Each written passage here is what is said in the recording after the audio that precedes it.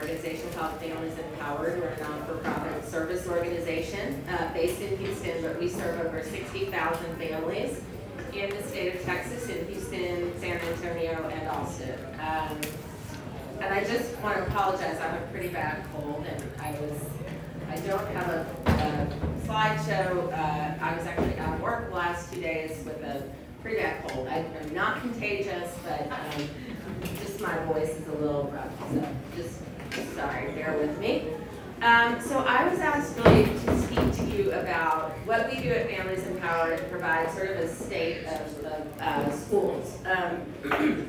So we serve over 60,000 families for free, and families come to us when they are not happy with their zone school and they are looking for alternatives. And we are essentially a school broker, and we are model agnostic. So we work with traditional schools of choice, neighborhood schools, magnet schools, IB schools. We work with charter schools. We work with private schools, we work with virtual schools, and we work with homeschool networks. So when parents come to us, we do not judge them. We view them as private citizens who know their children and love their children better than the state, better than the elected school board, and quite frankly, even better than the teachers. We think parents actually know their kids and love their kids and know what's best for their kids. When they come to us, they're generally looking for something other than their zone school. I can give you some, insight into why they're leaving their schools, but you could probably figure those things out. It's generally things like, my kid isn't learning. We have a lot of families with kids with special needs, kids who are not sort of typical learners, kids on the autism spectrum, kids who are dyslexic, and their needs are not being met. We have kids who are bullied, and we actually have parents who learn in 3rd grade that their kids can't read, and they're not okay with that, and rightfully so. Right, so generally they're across the board. The #1 reason parents are looking for a school other than their zone school is academics. Give you some insight into the parents that we serve generally. Most of our parents are low-income parents, although we have parents in Alamo Heights, which is one of the wealthiest districts in Texas, and it's north of San Antonio. Those parents are generally looking for super aggressive college prep schools and not happy with their neighborhood schools. In Houston, 40% of the parents we serve are actually Spanish dominant speakers, and the majority of those parents make about $25,000 annually or less. So I'm here to tell you that there's some really good news, which is, over 60,000 families last year who were poor really understand how important education is, and they are willing to go to very extreme lengths to find a really high quality school. Some other sort of changes for us: when we first started, we were serving only families who were kind of on charter school wait lists, and now we have parents coming to us through word of mouth, through other parents. And we're seeing some really interesting trends. There are a growing number of parents, actually African-American parents, who are homeschooling in Dallas, and an organization that's dedicated to helping families of color really connect with private school scholarships. So we tend to just say, we're not going to judge what parents want. We're just going to help them understand all of the choices available to them. And we've been serving families for 9 years in Texas, and we do a lot of survey work, and we are providing multiple ways to connect parents to schools. So that's just like to give you some insight into kind of our view. We are not an advocacy organization. We don't do lobbying. We're not sort of think tank, wonky analysts. We are actually an organization pretty much, we have a full-time staff of about 12. We're all moms, which is really interesting. So we have a vested interest. Many of us are former teachers. I'm a former public school teacher. I worked in HISD. I have a master's in ed leadership. And so many of us really understand the issues that teachers and schools face. We are not anti-public school. We are not a pro-charter school, pro-voucher, pro-fix-the-district organization. We are a parent organization. So I just want to level set with that. Like, parents are our customers.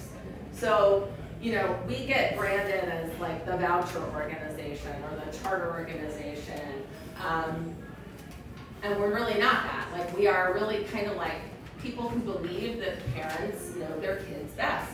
And we don't believe that political ideology should control what parents do with their kids.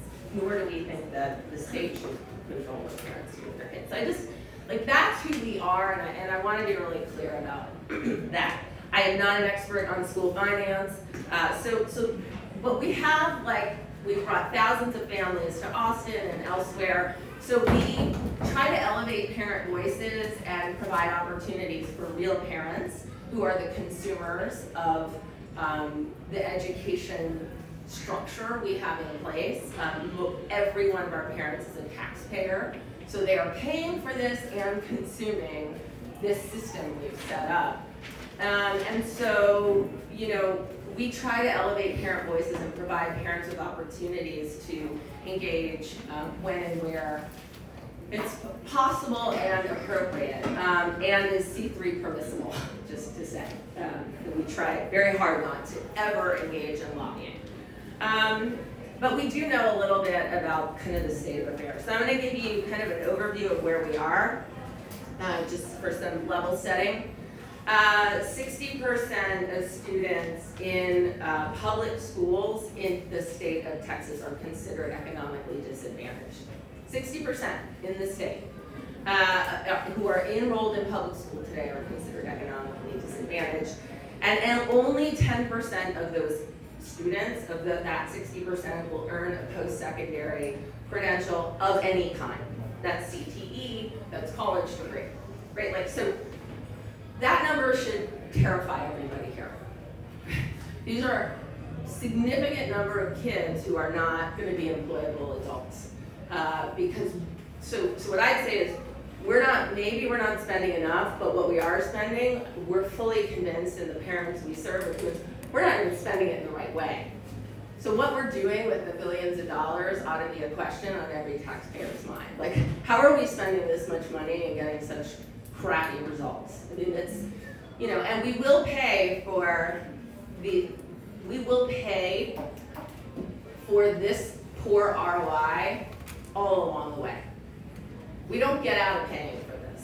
So, just want to like level set there that we are, that 10% of that 60% are earning some post-secondary degree. And if you are an African-American male or Hispanic male in the state of Texas, your likelihood of getting any post-secondary credential is about 7%. 7%. 7 out of 100.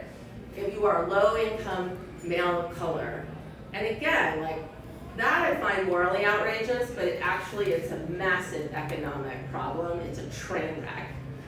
So we're not educating people for the workforce. And so what we do, we ought to spend more money on schools, probably, but we're also not spending the money we're currently spending well. And so, you know, we think that that needs to sort of be addressed.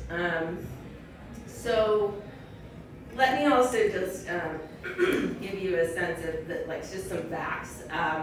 We have in this state about 600, this was confirmed by the head of the Texas Charter School Association. We have about 675 charter schools in this state. We have about 337 students enrolled in charter schools, and we have about 140,000 families on charter school wait lists. So whatever, you can judge them however you want. The reality is we have people who are looking for school choice in all kinds of forms. And then 20% of the A-rated districts in this state are charter districts. That's just another sort of fact. And Hispanic students who attend charter schools outscore statewide 8th grade students, Hispanic students across all states, according to the nation's most recent report card. So I think that there's some good news. And then lastly, charter schools are the only schools in the state, if they're failing, that can be shut down, and we have closed them. So we do close charter schools. That said, we don't think charter schools are the answer. We think charter schools plus homeschooling plus private schooling, plus virtual schooling, plus really, really strong district schools, traditional schools, is really the answer. So there is, across the board, no silver bullet. And I think that our state of affairs right now is that it's very much an us versus them scenario that's being sold to the public. So we're sort of being told charters are ruining district schools and private schools are terrible. And the bottom line is, like, parents don't buy it. They just don't, right? Parents either move to the suburbs, or they go to magnet schools, or they go to IB schools, or they go to charter schools.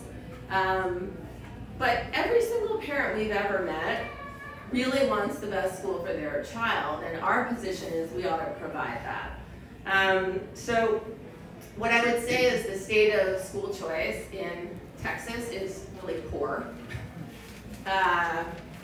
which is fascinating, right? So the organization I run looks to Florida as an example of what really would be amazing, which gives parents maximum flexibility as taxpayers to be in control of their own tax dollars and to choose a school that's right for them. We don't do that here. We don't have a private school choice bill, so there is no voucher bill, there's no tax credit scholarship, we don't have ESAs.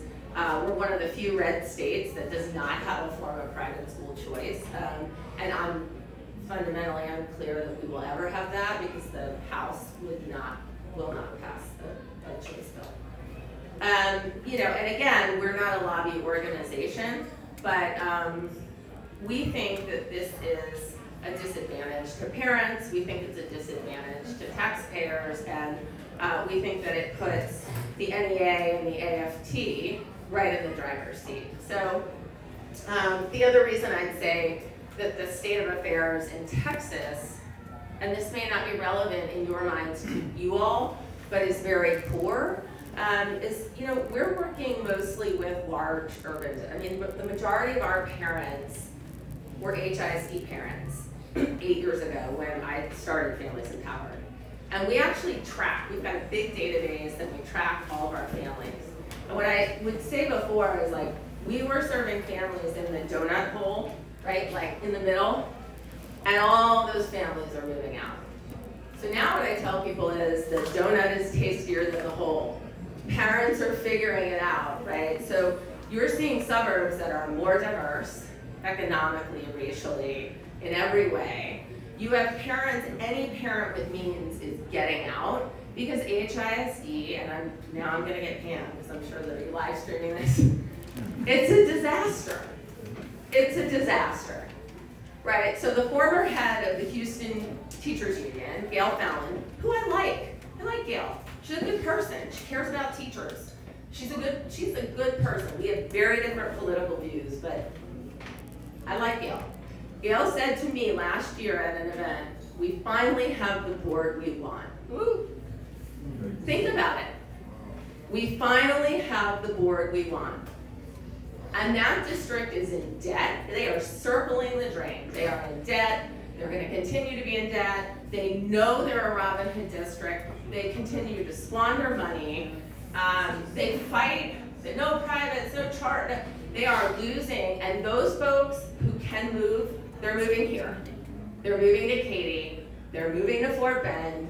They are moving out because they're good parents who want the American dream. And so the other thing you should know is out-of-state money is being spent on school boards in the state of Texas. TASB, TASA, all those organizations are lockstep with the unions that are incredibly powerful outside of the state of Texas. So I would say that HISD is the canary in the coal mine. They got the board they wanted, and they're coming for your school board next. So I think that the issue that they're using, the wedge issue, really is choice and charter schools. And I think that that's, I really think it's a red herring. I think it's also pretty tone deaf because parents want options. They just do. And so we can demonize parents. And as a parent, I find, and a former teacher, I think that's crazy. And we're just losing. I mean, we started with 8,000 families. Last year in Houston, we launched something called a common application called Apply Houston. It's one application, kind of like college applications, for a number of charter schools. We had 37,000 families apply for 5,000 seats. 37,000, and this year we're pretty sure we're tracking toward about 45,000 families who will use this. We went from an organization of serving 8,000 families to an organization of serving 60,000. So the puck in the parent world is headed toward more choice. Micro schools, homeschool cooperatives. 10 years ago, homeschoolers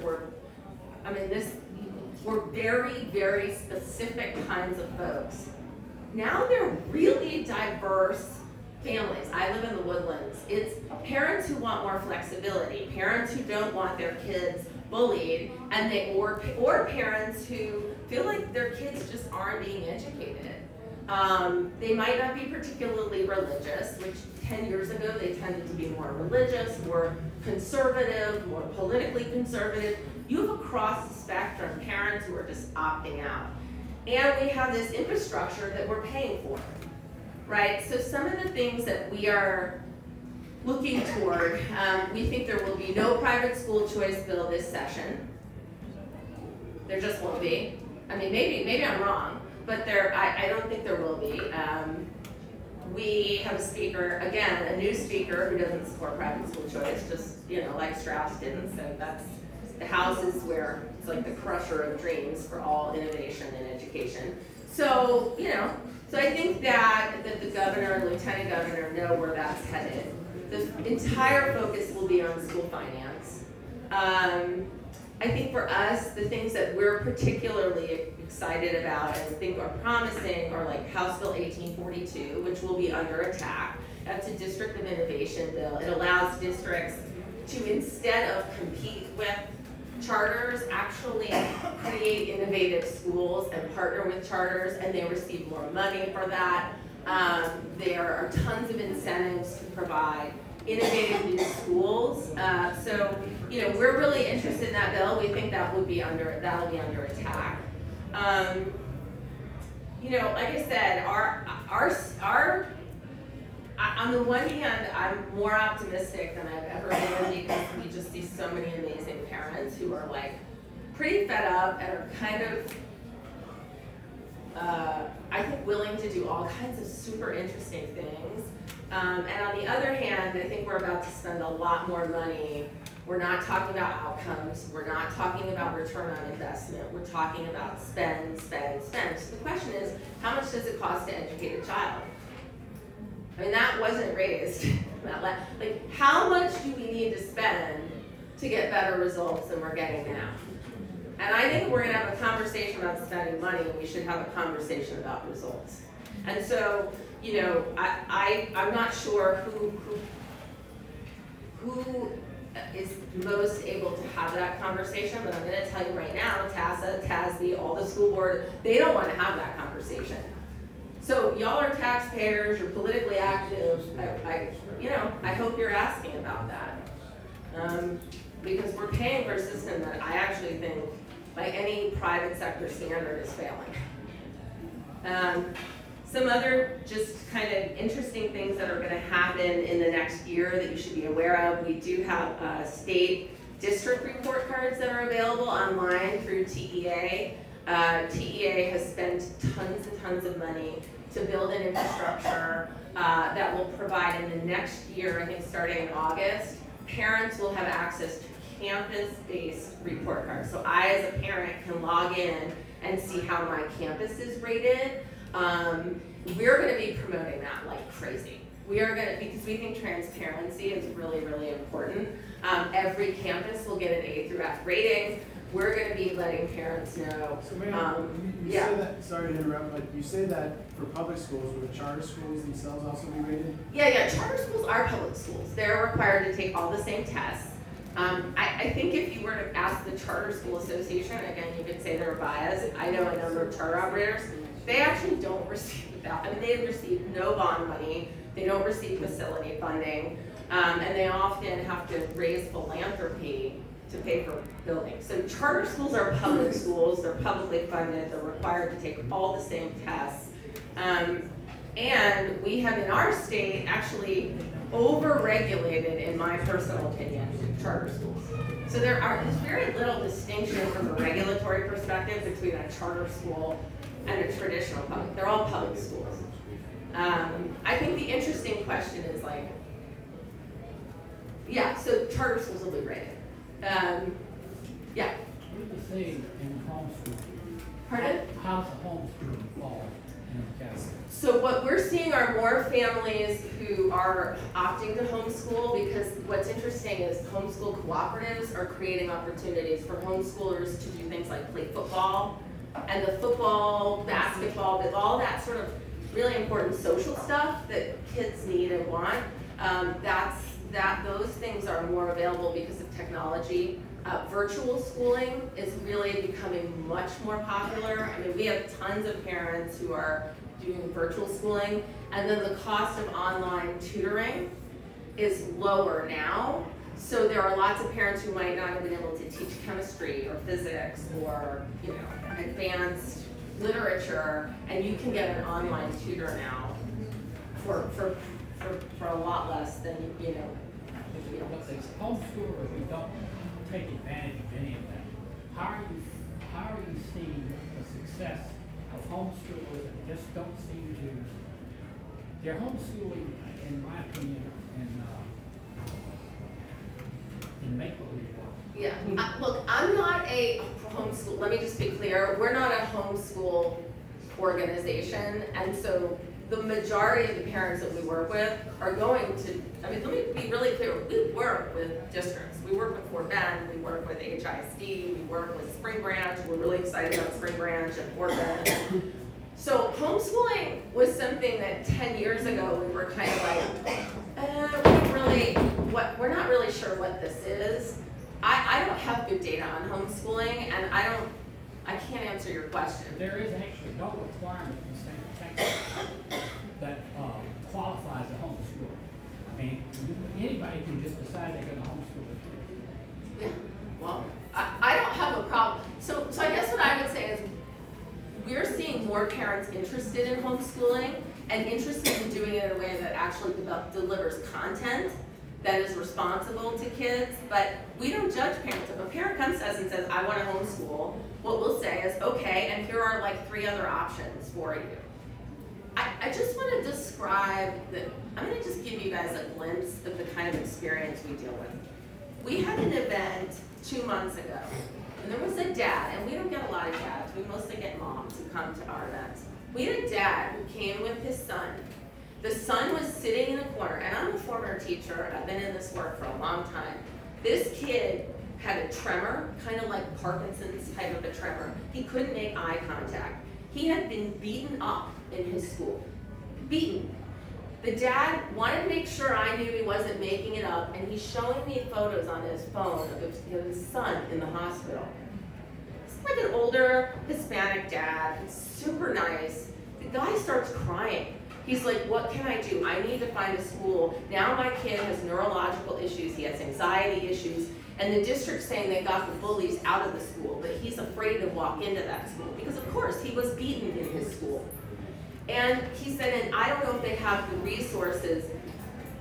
So like what we would do with that parent is we said, okay, here, call us on Monday, we got his number, here are some schools you may want to consider. And this dad said, I'm willing to move. I'm willing to move. So, like, the stakes are really high for every person. So if that dad said, I'm gonna homeschool, I have no place to judge that parent. That's my view, and that's the view my organization takes. It's his kid, yes.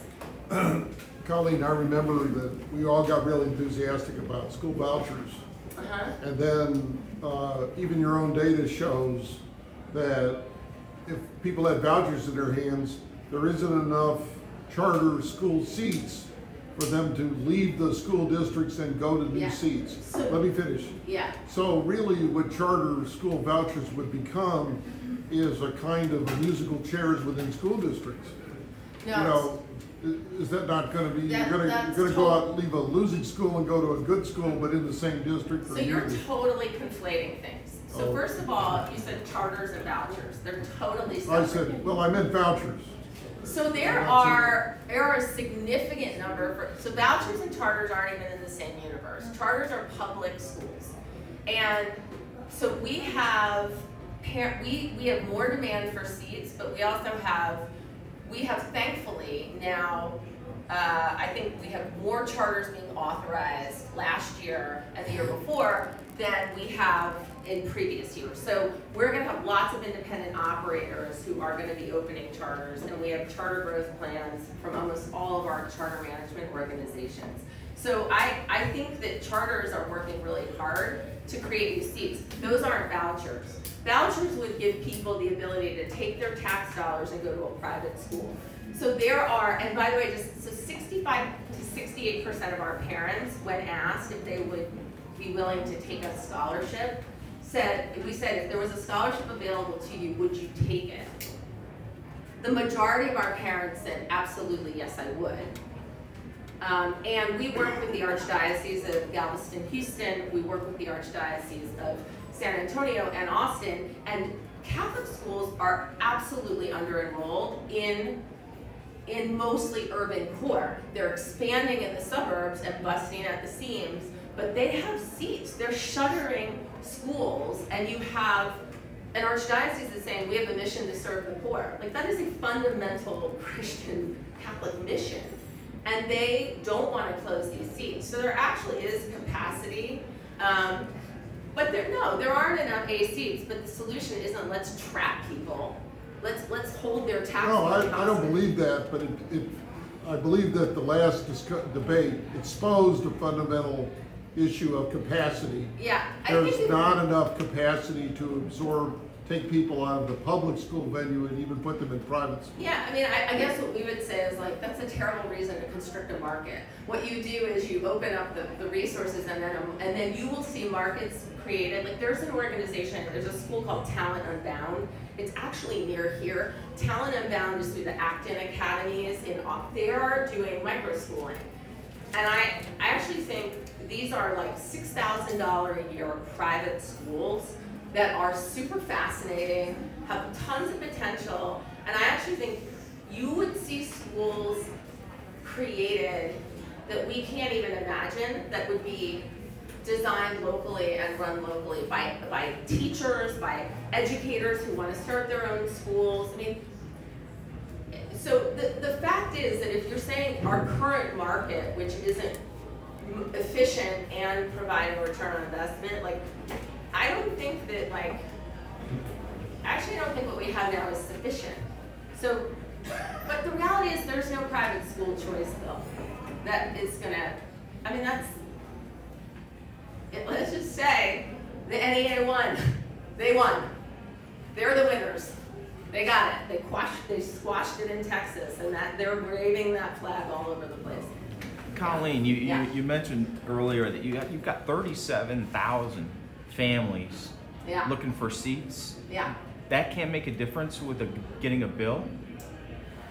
Well, so let's just be really clear. I think what you all have done is pretty brilliant. You're organized and you vote in primaries. Our parents are not organizing around this point, and they're generally, I would say, split politically on a whole host of other issues. So if you're not a primary voter, you have no stroke in the state of Texas, right? And you guys know that better than anyone. So, yeah. Well, let me summarize a little bit about my take on what I'm hearing here. I'm hearing charter schools, vouchers, homeschooling, get away with this, move to the suburbs. You've got your 5,000 applicants for 200 positions. The root cause of all this is failing schools. That's what everybody is trying to get in one way or another. Yeah. There shouldn't be failing schools. No. So to me, the only way to solve the bigger problem here is until that is will be addressed. No, lose the political correctness, lose the sacred cows. Until that is addressed, we're going to be failing our kids. And we may save 200 for every 5,000 we raise. So with that in mind, who are the allies, if you will, in the legislature? I know I'm not putting you on the spot. Is there anybody out there banging the drum saying, wait, we've got to deal with failing schools? Yeah. For like a few more dollars and jiggling formulas. Yeah, like I actually, so I think Larry Taylor's been really great. I think Paul Betancourt's been really great. I think Lucio's actually kind of great. I think, I actually think the lieutenant governor and the governor care a lot about this issue, but they're you know, so that they're pretty decent. There are other,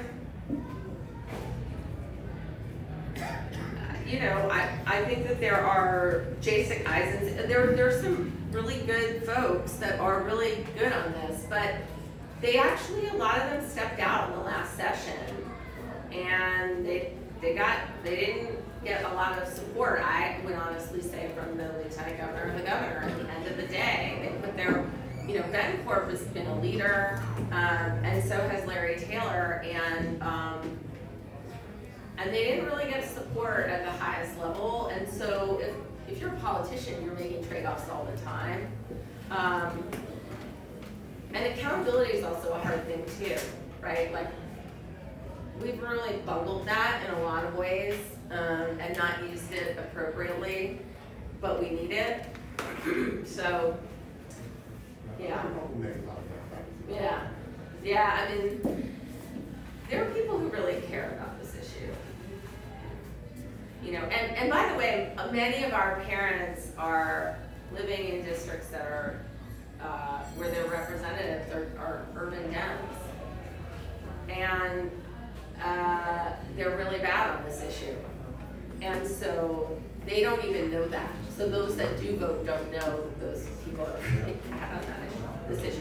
Colleen, are you, tying on to Fred's point, are you aware of a state that does have a decent, you know, legislation that supports results or return on investment? The state of Florida. Same on both? Okay. The state of Florida, I think, is a leader on this issue. And Edline Excellence is a really great site to go to, but they have an organization called Step Up for Students. That's a really great organization that has done an amazing job of coalition building among all kinds of parents that are different. So like this political idea, you know, you can bridge political divides on other issues on this issue. They've done a great job of promoting teachers who support choice, and actually choice is good for teachers. Because you're not engaging in collective bargaining. You actually have the ability to say, like, I'm not going to work in this school, I'm going to work in this school, and I'm going to actually negotiate my salary like I would in the private sector versus letting some union negotiate my worth. So we've done a really bad job in our state even bringing teachers along, I think. I think we've demonized teachers, and teachers benefit from school choice. That's our position. But yeah, so Florida would be the exemplar. Yeah.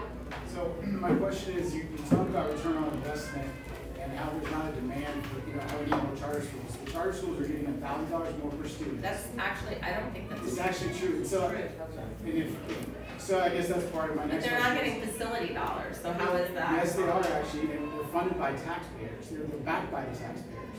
So, I mean, you shake your head, I'm asking you real questions, and you're being very considerate to that. Like, you're rude, to be honest. You're disparaging the public schools is all you're doing. You say that you are for public schools, charter schools, and choice, yet you're sitting here only talking about charter schools. Yeah. You married one of the founders of the charter school program. I mean, it's pretty apparent what your agenda is here. Yet you don't want to have, you have no facts back anything up. You're just making disparaging remarks about public schools. Because charter schools they're not public schools because they don't have to take everybody. They get to choose who they want to take. They get to pick who they want to take. And if a student gets out of line, they throw them away. Yeah. Is there a question in there, Tom? Yeah, is how do you answer those questions with like nothing other than just you've sat up here. Okay, so what I would say is it's a magnet school of public school. It's a magnet school of public school? Yeah, it's a magnet school of public school. Is the HSPBA a public school? Yes. Well, they actually pick based on a cut score Who's in there? So But you charter can't charter take away. schools are public schools that use lotteries. First of all, But let me you be don't really go to clear. a I magnet have made school. no illusions that we are a school. We believe in school choice because we think it works for parents. I have made no illusions about that, so I'm sorry if that's offensive to you. Also, we are a parent service organization, so the 62,000 parents in our network, which is factually true, I don't believe that those people are wrong or being duped for wanting other options. And what I'm telling you is we send them to places like the Mandarin School or to their neighborhood school. We've often said, you know, your neighborhood school is an A school. And then they'll give us a reason why they're looking elsewhere. So I have most of our parents, we actually send to traditional public schools. But the fact of the matter is that magnet schools and IB schools are testing for kids. They are using cut scores. They are essentially a quasi-private school funded publicly. Charter schools have a lottery.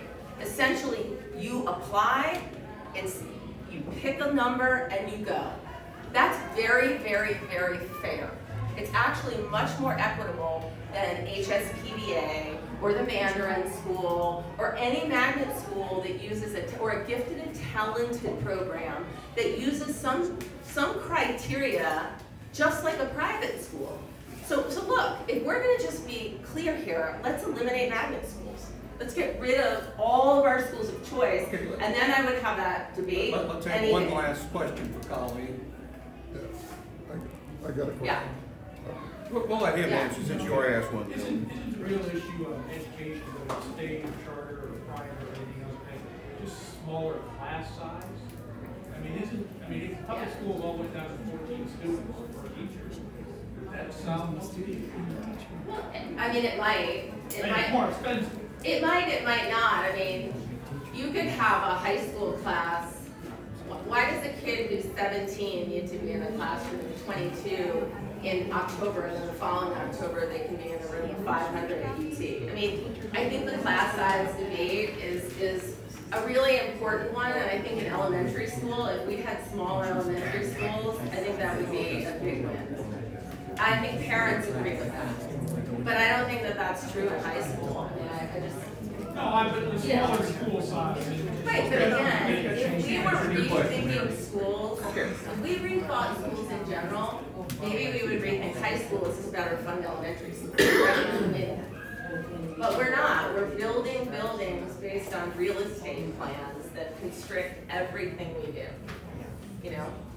So, Okay, well, Colleen. so great. Thank Thanks you for very having much. me. She'll be around to ask questions.